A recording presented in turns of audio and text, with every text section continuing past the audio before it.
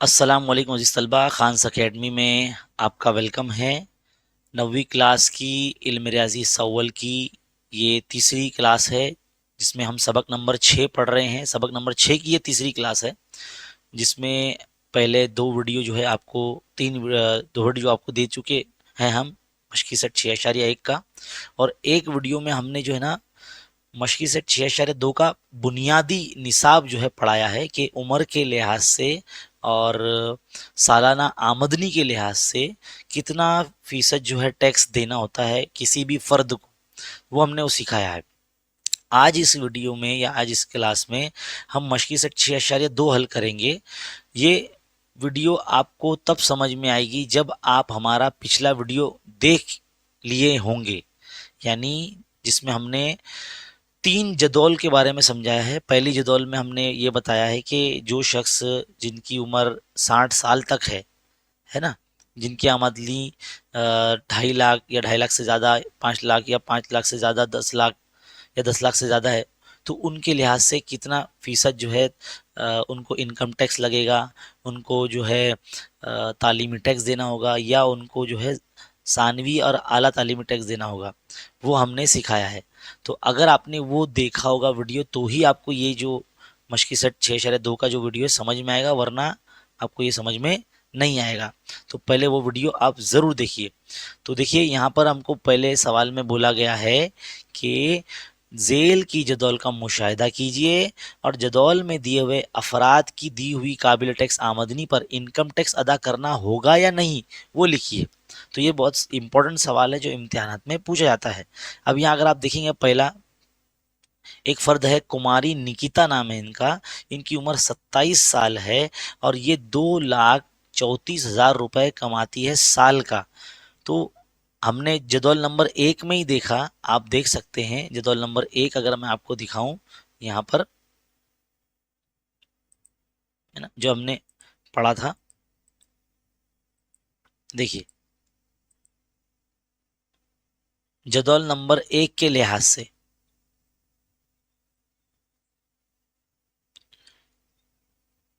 जदौल number 1 को अगर हम देख रहे हैं, तो जदौल नंबर 1 के लिहाज से अगर किसी की कमाई 2.5 लाख के अंदर आती है तो उसको टैक्स माफ है ना, टैक्स माफ है। देखो यहाँ दिखा रहे हैं हम लोग, है ना, हमने देख रखा है, यहाँ पर हमने प्रैक्टिस कर चुके हैं, है ना, किए ना हम लोगों ने प्रैक्टिस, आपने देखा होगा ना।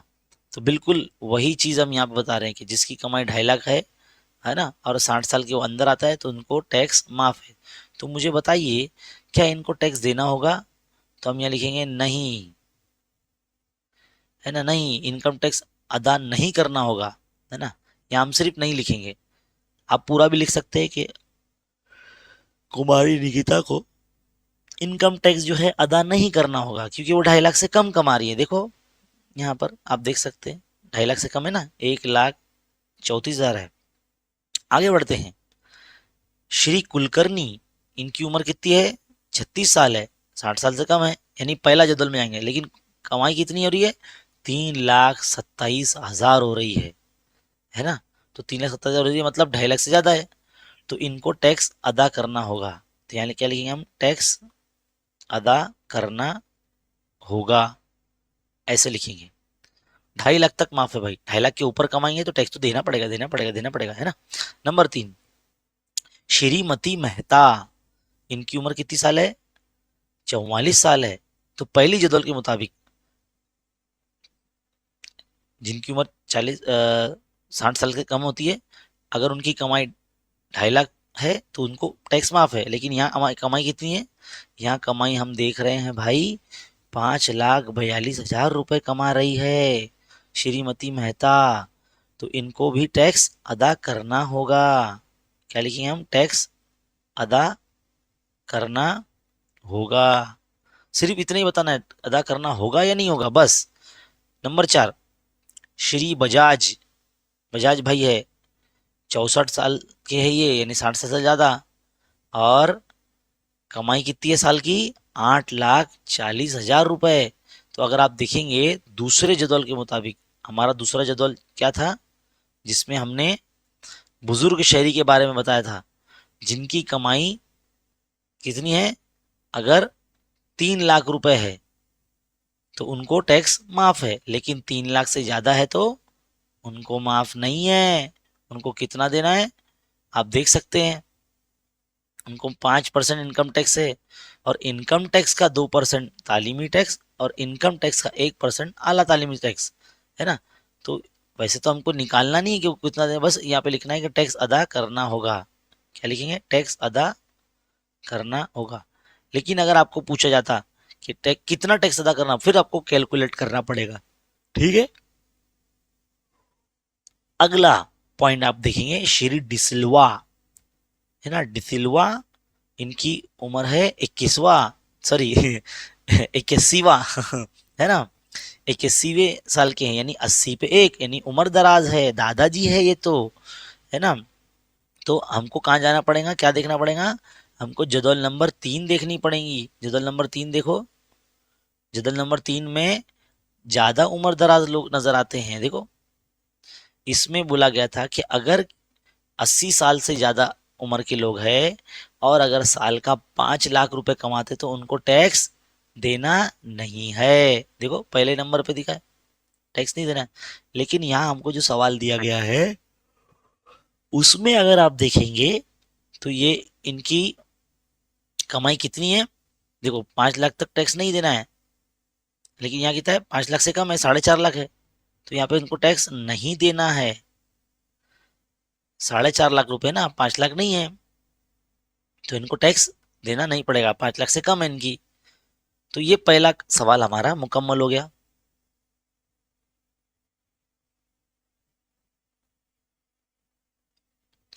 पहला सवाल यहाँ मुकम्मल हो गया। अब बारी आती है सवाल नंबर 2 की। सवाल नंबर 2 जो है हमने आप लोग आपके लिए लिख रखा है। अब सबसे पहला काम आपको ये करना है, सवाल ठीक ढंग से पढ़ना है। क्या है सवाल? श्री करतार सिंह पाजी, पंजाबी है, उम्र कितनी है? 48 साल, निजी कंपनी में मुलाजिमत करते हैं, यानी प्राइवेट सेक्टर में जॉब करते हैं। मुनासिब भत्ता छोड़कर उनकी महीना तनख्वाह कितनी है? 42,000 रुपया। कितनी है? 42,000 रुपये। तो पहले पता का लगाएंगे कि साल का चाचा कितना कमाते हैं पाजी। तो सालाना आमदनी कैसे मालूम होगी? हम 12 से जरब कर देंगे किसको? 42,000 को। कितना आइएगा?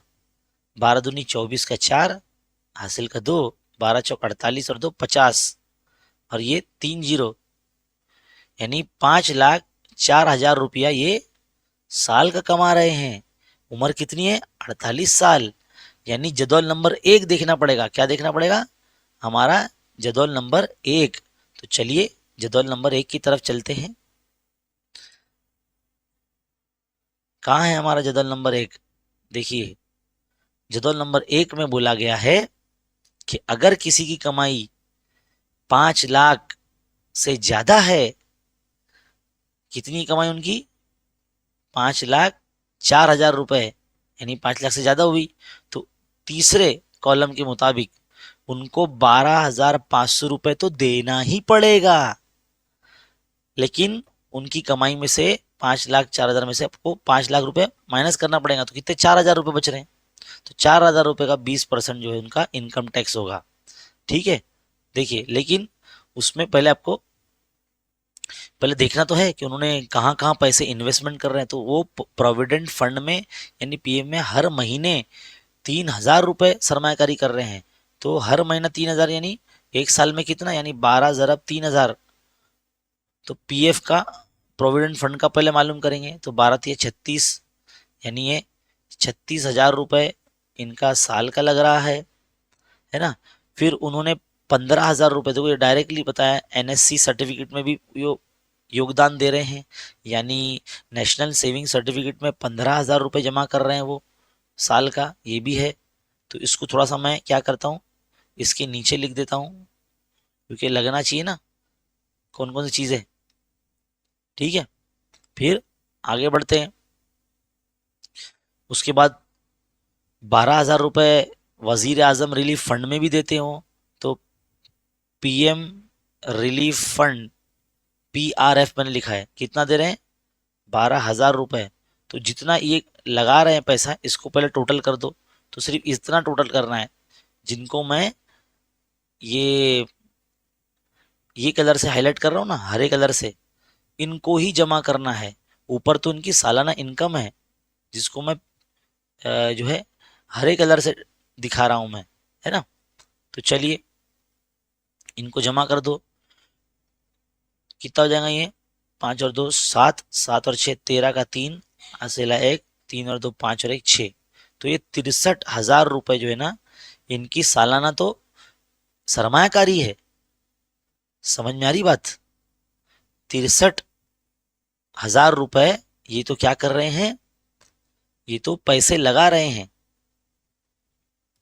तो याद रखिए, आपको बोला गया है सवाल में, या इससे पहले के हमको सवालात में ये बोला गया है कि अगर कोई इस तरह के सरकारी कामों में हाथ बटाता है या पैसे देता है, जैसे एनएससी, पीएम रिलीफ फंड, अगर उसकी मियाद, या क्या कहते हैं, उसका जो अमाउंट है, अगर 1.5 लाख तक जाता है, तो उसका माफ है।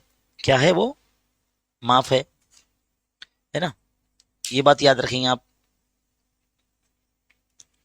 ठीक। 1 मिनट दीजिए।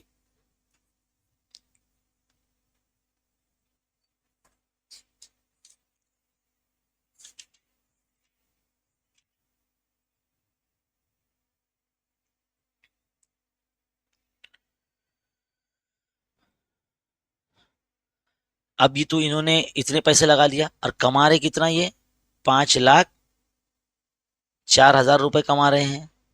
इसमें से जो ये पैसा लगा रहे हैं, यानी 63,000 रुपए, ये हम माइनस कर देंगे। 63,000 रुपए ये हम माइनस कर देंगे, तो हमको इनकी जो कमाई है, जिसपे हमको टैक्स लगाना है, वो मालूम हो जाएगा। तो ये 0 0 0, 4 में से 3 जाएगा तो 1 बचेगा, इधर 4 बचेगा, ये 10, 10 में से 6 गया तो 4, और ये 4। तो 4,41,000 रुपए समझ लो, ये इनकी काबिल टैक्स रकम है। क्या मालूम है? काबिल टैक्स रकम, जो कि 5 लाख से कम है ना। 5 लाख से कम है ना। अगर हम लोग देखेंगे ये जो टेबल है, उम्र कितनी साल है उनकी, अंकल की उम्र है 48 साल। हमने पहले देखे ना, 48 साल की उम्र है, यानी 60 से कम है, और 5 लाख से ज्यादा कमा रहे हैं। मतलब पहले तो 5 लाख से ज्यादा कमा, लेकिन वो इतना इन्वेस्टमेंट भी तो कर रहे थे ना। क्या कर रहे थे वो?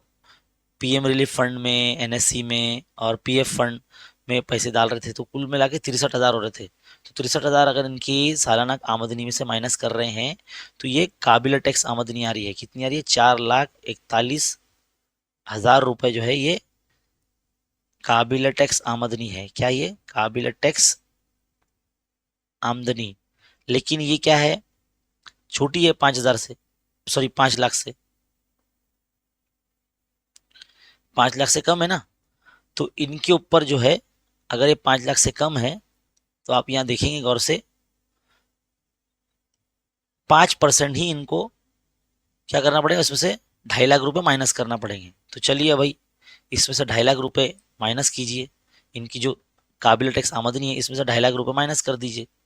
तो मैं इसमें से 2.5 लाख रुपए माइनस कर देता हूँ, क्योंकि वो एक कैटेगरी पीछे चले गए हैं। उनकी कमाई 5 लाख से कम हो गई है। पहले तो मैंने उनकी महीना सैलरी के हिसाब से 12 महीने से ज़रब किया, तो 5 लाख रुपए आ गया। तो हमको क्या लगा कि भाई इनकी आमदनी तो ये सेक्शन में आ रही है, 5 लाख से ज़्यादा हो रहा है, 4,000 रुपया। लेकिन हमने जब देखा कि वो इतने इतने जगहों पे पैसे लगा रहे हैं, तो वो हमने माइनस कर दिए। 63,000 रुपये जमा करके माइनस कर दिए 5,40,000 में से। तो कितना बच रहा? 4,41,000 बच रहा है, जो कि 5 लाख से कम है। तो फिर हमने वापस ये टेबल देखा कि भाई जिनकी कमाई 2.5 से 5 के दरमियान में, उनको सिर्फ 5% ही देना है। लेकिन कितना? काबिल टैक्स आमदनी से 2.5 लाख रुपए माइनस करने के बाद। तो पहले हम 2.5 लाख रुपए माइनस करेंगे। तो अगर 2.5 लाख रुपए माइनस करते हैं, तो ये कितना आता है?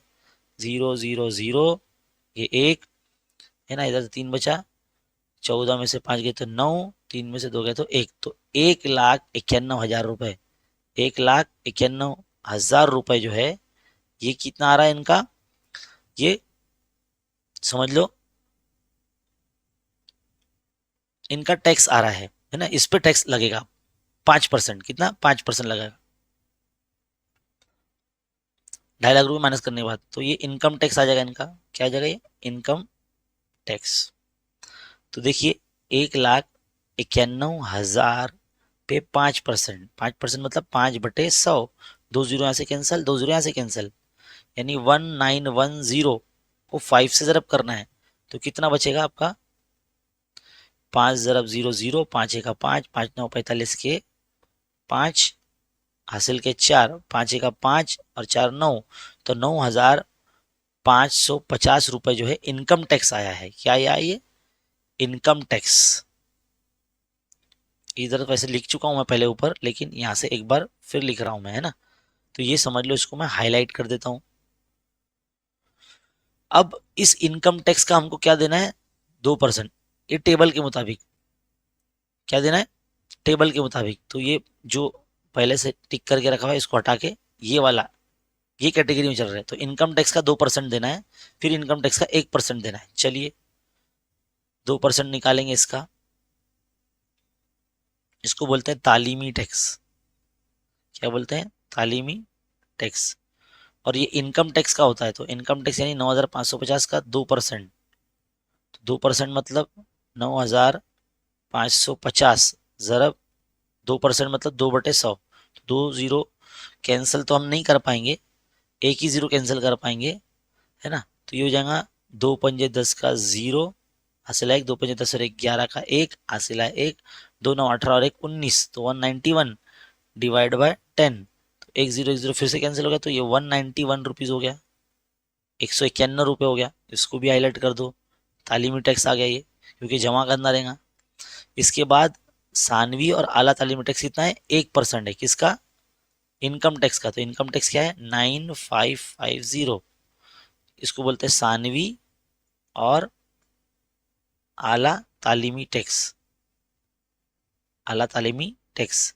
तो चलिए 9,550 रुपये का 1% मतलब 1/100, तो आप 1 जीरो से 1 जीरो कैंसिल कर दो, फिर क्या बच रहा है? 955/10 बच रहा है। तो अब क्या करेंगे? एक अदद के बाद अशारे लगा दो, तो 95.5 रुपीज़ हो जाएगा ये। कितना हो जाएगा ये? 95.5 रुपीज़ हो जाएगा। अब इसको भी हाईलाइट कर लो, मतलब हाईलाइट कर दे रहा हूँ मैं। अब ये सबको जमा कर देंगे, किसको? जिसको भी मैंने पीले कलर से दिखा रहा हूँ ना मैं, इन सबको जमा कर देंगे, तो हमको मालूम पड़ जाएगा कि टोटल टैक्स कितना जा रहा है। कुल टैक्स, कुल टैक्स कैसे मालूम करेंगे? 9,550 यानी इनकम टैक्स, जमा तालीमी टैक्स यानी 191, जमा सानवी और आला तालीमी टैक्स यानी 95.5। सबको जमा करो, कितना आ रहा है भाई? देखो इधर पे 9550 और 191 और ये 95.5, तो देखो इधर 5 हो गया, ये 6 हो गया, 9 9 18, 18 और 5 23 का 3 हासिल है 2, 5 और 2 7 और 1 8 और ये 9, तो ये जा रहा है 99,836.5, इतना आ रहा है। 9,836 रुपये 50 पैसे, इतना टैक्स जो है वो करतार सिंह साहब को देना पड़ेगा। और ये सवाल जो है यहाँ पर हमारा मुकम्मल होता है। महज 2 सवाल इस जो है मश्क में यहाँ मौजूद थे, हमने आपके सामने आपको हल कराया। एक बार फिर से मैं इसको बताने की कोशिश करता हूँ। मैं सबसे पहला काम क्या करेंगे? जो भी सवाल दिया रहेगा पहले देखो उसकी कमाई कितनी दी हुई है, सालाना दी हुई है या महीना दी हुई है। अगर महीने की दी हुई है तो पहले साल के हिसाब से मालूम कर लो, जैसे मैंने यहाँ पे मालूम किया है ना। साल के हिसाब से मालूम कर ले तो कितना आ गया यहाँ पर? यहाँ आ गया 5,04,000 रुपये। तो हमको क्या लगा पहले टेबल के हिसाब से कि भाई ये तो ये सेक्शन में आ रहे हैं, 5 लाख के ऊपर जा रहा है। लेकिन सब जब सवाल हमने आगे पढ़े तो मालूम पड़ा कि भाई ये भाई तो 3,000 रुपये हर महीना पीएफ प्रोविडेंट फंड में भी कटा रहे हैं, प्रोविडेंट फंड में, है ना, प्रोविडेंट फंड में कटा रहे हैं। देखो 3,000 रुपये, तो साल का कितना हो गया? ये हो गया 36,000 रुपये, है ना, 36,000 रुपये हो गया। फिर हमने देखा कि भाई नेशनल सेविंग सर्टिफिकेट में ये 15,000 रुपये कटवा रहे हैं, फिर वो भी जोड़ लिया हमने। फिर बाद में पता चला कि भाई पीएम रिलीफ फंड में, अतिया वजीर आजम रिलीफ फंड में भी दे रहे हैं 12,000 रुपये। तो इन तीनों को जमा कर लिया तो कितना गया? 63,000 रुपये आ गया। फिर मैंने 5,04,000 में से 63 रुपये माइनस कर दिया तो ये आ गया इनका कितना, 4,41,000 रुपये आ गया, जो कि 5 लाख से कम हो गया। तो फिर हम जो है हमने ये टेबल नंबर 1 देखा, भाई ये तो जो है पीछे जा रहे हैं, मतलब इनकी की जो कमाई है वो अब 5 लाख से कम हो गई है, यानी वो सेकंड नंबर के सेक्शन में आ गए हैं। कहाँ गए, सेकंड नंबर के सेक्शन में, जिसमें क्या बोला गया है कि जितनी भी कमाई होगी उसमें से पहले 2.5 लाख रुपए माइनस करना पड़ेगा। देखो यहाँ पर, यहाँ लिखा है ना नीचे, 2.5 लाख रुपए माइनस करना पड़ेगा और जितना बचेगा उसका 5% लगाएंगे तब इनकम टैक्स आएगा। तो हमने क्या किया, पहले 2.5 लाख रुपए माइनस कर दिए तो इसमें कितना आया, 1,91,000 आया। फिर उसके ऊपर हमने 5% जो है लगा दिया तो हमको इनकम टैक्स मिल गया 9,550 रुपए। अब इनकम टैक्स का 2% जो है तालीमी टैक्स होता है, जो आ गया हमारा 191, और 9,550 जो कि इनकम टैक्स है उसका 1% लगाए तो हमारा आ गया 95 रुपये 50 पैसे। फिर इन तमाम इनकम टैक्स को, तालीमी टैक्स को और आला तालीमी टैक्स को हमने जमा कर दिए, तब जाके हमारा 9,836 रुपये 50 पैसे ये हमारा जो है कुल टैक्स आता है। तो मुझे उम्मीद है कि जो सवाल का हल मैंने आपको कराया है ये बहुत अच्छे तरीके से आपको समझ में आ गया होगा, और ये जो मश्क है ये हमारी यहाँ पर एंड होती है। ये जो मश्क है, मश्क की सेट 6.2 वो यहाँ पर हमारी मुकम्मल होती है, जिसमें महज 2 सवाल यहाँ पे मौजूद थे। और काफ़ी बड़े बच्चों की जो है रिक्वेस्ट आ रही थी कि सर आपने सबक नंबर 6 नहीं पढ़ाया है, नहीं समझा, जबकि मैंने इसके ऊपर एक बुनियादी वीडियो भी दिया था, फिर 6.1 भी मैंने समझाया था। अब जो है फिर मैंने एक बेसिक वीडियो 6.2 का भी समझाया है और अब 6.2 समझाया है। कुल मिला के 4 वीडियो जो है यहाँ पर आपको देखने को मिलेंगे। तो और इसके बाद जो है मजमूआ सवाल नंबर 6 यहाँ पर आती है। इंशाल्लाह अगले वीडियो में आपको मजमूआ सवाल नंबर 6 भी जो है आपको दे दी जाएगी हल करके। लेकिन मेरी ऐसी राय है कि आपको ये मश्क यानी जो मजमूआ सवाल नंबर 6 है ये खुद से हल करना चाहिए। ये आपका काम होता है, बच्चों का काम होता है कि ये जो चीज़ों को खुद से हल किया जाए, ना कि आप इसका सोल्यूशन देखें। देखो भाई, हमारे चैनल पर जब आप वीडियो देखते हैं, बुक कंप्लीट करने के लिए आप वीडियो मत देखा करिए, सीखने के लिए देखा करिए, ठीक है। तो बहुत बहुत शुक्रिया वीडियो देखने के लिए, मिलते हैं अगले वीडियो में। तब तक के लिए आप हमारे चैनल पर देखते रहिए, सीखते रहिए। वीडियो को लाइक किया कीजिए और अपने मज़ीद फ्रेंड्स के साथ जो है, दोस्तों के साथ इसको शेयर किया कीजिए। मिलते हैं अगले वीडियो में, बहुत बहुत शुक्रिया।